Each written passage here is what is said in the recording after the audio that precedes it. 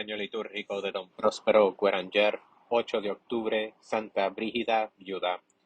Brígida y Catalina de Sena.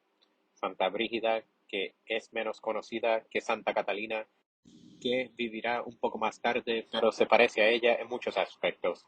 A diferencia de la Virgen de Sena, nuestra santa aceptó el matrimonio por el obedecer a la voluntad de su padre, además que el Espíritu Santo le inspiró el someterse, pero su vida brillaría en la Iglesia, de igual modo que la de Catalina, por las revelaciones que iba a recibir del cielo para comunicarlas al mundo, y por los pasos que dio cerca del papado para volverle a Roma, de donde se había ausentado hacía tanto tiempo.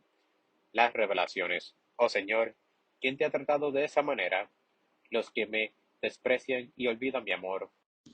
La respondió Jesucristo, quien poco después añadía, yo soy el Criador de todas las cosas.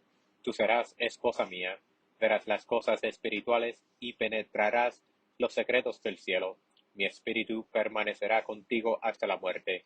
Has de saber que no te hablo para ti sola, sino para todos los cristianos.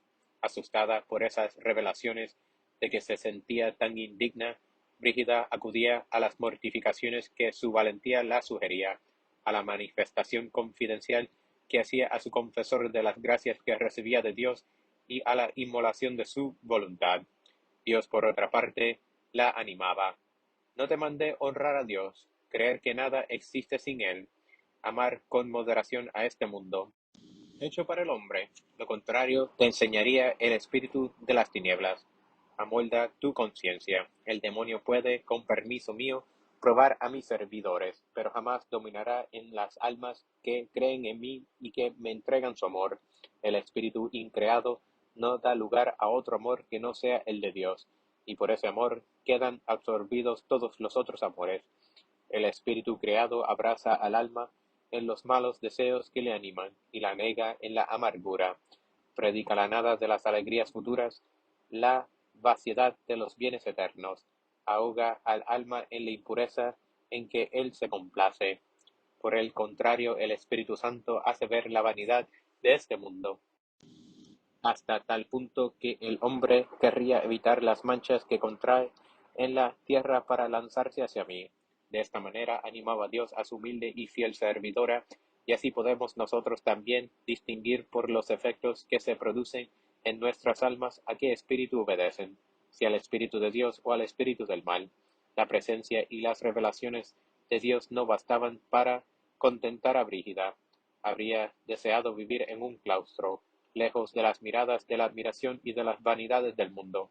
Pero Dios la sacó de la soledad y como en otro tiempo a sus profetas la confió en cargos costosos. En la corte de Estocolmo, otra vez tuvo que presentarse en la corte, en aquella corte que había abandonado a raíz de la muerte de su esposo. Se llegó ante el rey y la reina y los cortesanos y denunció el lujo loco de aquella corte fastuosa y los placeres a que las almas se dejaban arrastrar, y avisó que Dios castigaría sin misericordia si no se volvía a una vida más sencilla, si se continuaba abrumando con impuestos injustos a los infelices que vivían en la miseria.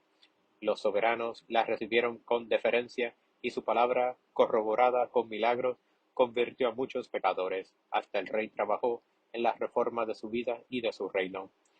Su misión cerca del Papa, pero otra misión más delicada aún le imponía la voluntad divina. Escribe de mi parte al Papa Clemente VI lo que te voy a decir, Brígida.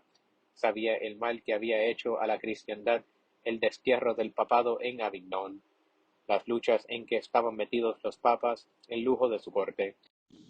Tuvo que escribir al Padre Santo las desgracias con que Dios le amenazaba si no trabajaba por poner paz entre los reyes de Francia y de Inglaterra, y si no renunciaba personalmente a la ambición y a la codicia, en las que hasta entonces se había complacido. El Papa recibió la carta con respeto y se esforzó por hacer caso de ella. Convocó en Roma a los peregrinos de todo el mundo para ganar allí la indulgencia del jubileo de 1350, pero él se quedó en Avignon. Brígida tenía que esperar hasta el 16 de octubre de 1367 para ver el Papa Urbano V entrar en la ciudad eterna. Marchó casi inmediatamente a arrojarse a los pies del sumo pontífice y a comunicarle la voluntad de Dios referente a la reforma de la Iglesia y a la santidad de la curia romana. La santa pudo ver con alegría que Urbano V no desatendía sus consejos. Se suprimieron los abusos que deshonraban la Iglesia, se reconstruyeron los santuarios arruinados y el supremo poder del Papa quedó reconocido por el pueblo de Roma, los varones y el emperador. Pero ay, no hacía todavía 3 años y Urbano, desanimado, se alejaba otra vez de los sepulcros de los apóstoles. Lo había predicho la santa. Volvería a ver a Avignon, pero solo para morir allí. Rogerio de Beaufort, sobrino de Clemente VI, le sucedió con el nombre de Gregorio XI. Ese era el que iba a poner fin para siempre el destierro y a entrar en Roma. La muerte. Entretanto, los días de Brígida están llegando a su fin. Otra cosechará en la alegría lo que ella sembró en lágrimas. Catalina de Sena, después de la muerte de Brígida, llevará a la ciudad santa al vicario de Jesucristo. En cuanto a Brígida, en 1371 sale para los santos lugares, testigo de la vida y de la muerte de Cristo, y a la vuelta de esta peregrinación postrerá lejos de su tierra natal en aquella Roma desolada a cuya orfandad no podía ella poner fin. Entrega su alma a Dios. Su hija Catalina mandó llevar su cuerpo a Escandinavia. Se le colocó en el monasterio aún sin terminar de construir de Vadstena. Era este una casa en proyecto de la Orden del Salvador, cuyo plan, como todas las empresas que Dios impuso a Brígida, no se realizaría del todo hasta después de su muerte. 25 años antes, casi a la vez, había recibido la orden de fundar y de dejar el piadoso asilo, como si el Señor solo quisiese poner ante sus ojos la tranquilidad apacible para crucificarla mucho más por el camino tan diverso en que pensaba meterla pronto. Severidad de Dios con los suyos, independencia soberana de sus dones, así dejándose ya la santa desde sus primeros años apasionar por la bella Azucena, atributo de las vírgenes, repentinamente se la significó que la flor de sus predilecciones era para otras. Inútilmente clamé a él, decía el profeta en el tiempo de la cautividad, que era figura de otra cautividad, cuya amargura estaba saboreando Brígida. Inútilmente clamé a él y le rogué, rechazó mi súplica, me cerró el camino con piedras cuadradas, destruyó mis senderos.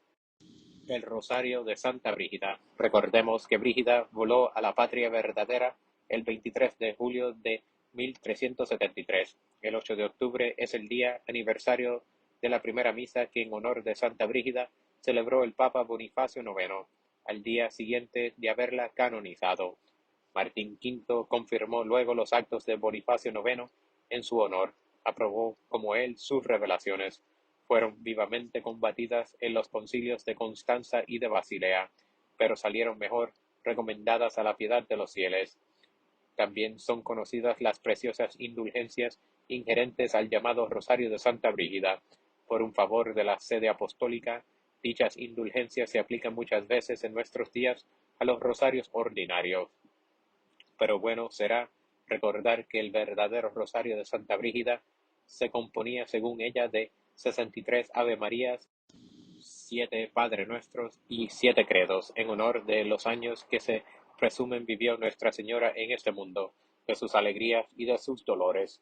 Esta misma idea de honrar a María fue lo que la hizo conferir la superioridad a la abadesa en los monasterios duplices de su Orden del Salvador. Vida.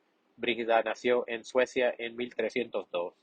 Ya en su infancia fue favorecida con una visión de la pasión del Señor. Se casó con Ulf, príncipe de Nerissia. Le supo llevar también que le incitó a imitarla en la piedad y a entrar en un monasterio de Albastro, donde murió después de 1344. Brígida escogió entonces un género de vida muy austero, cuya recompensa fueron altísimos favores sobrenaturales, visiones y éxtasis. En 1346 fundaba la Orden del Salvador. Escribió al Papa Clemente VI para pedirle que reformase la Iglesia, que dejase Avignon y volviese a Roma. En 1350 la santa fue a la ciudad eterna, a ganar la indulgencia del jubileo, y a continuación visitó los santuarios de Italia y de Palestina. Retornó a Roma, donde murió en 1373. Su cuerpo le llevó a Suecia su hija Catalina. Bonifacio IX le inscribió en el catálogo de los santos el 7 de octubre de 1391. El viaje a Roma. Bendigante todos los pueblos, mujer fuerte, sostén de la Iglesia en días desaventurados, cuando el mundo empobrecido de virtudes ya no pagaba sus diezmos al Supremo Señor.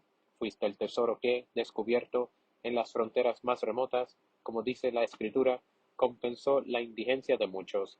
El Espíritu implorado por los apóstoles y por los santos mártires pronto te conducía a los lugares donde derramaron su sangre por el esposo. Te presentaste entonces como el navío que desde horizontes remotos trae alimento y vida a regiones desoladas por la esterilidad. A tu voz Roma agota ya, vio un rayo de esperanza, a tu ejemplo expió las faltas de las que procedía su desamparo, y las súplicas de unos y otros la devolvieron con el corazón del esposo, el de su vicario en la tierra. El sufrimiento. El sufrimiento y el trabajo fueron tu herencia.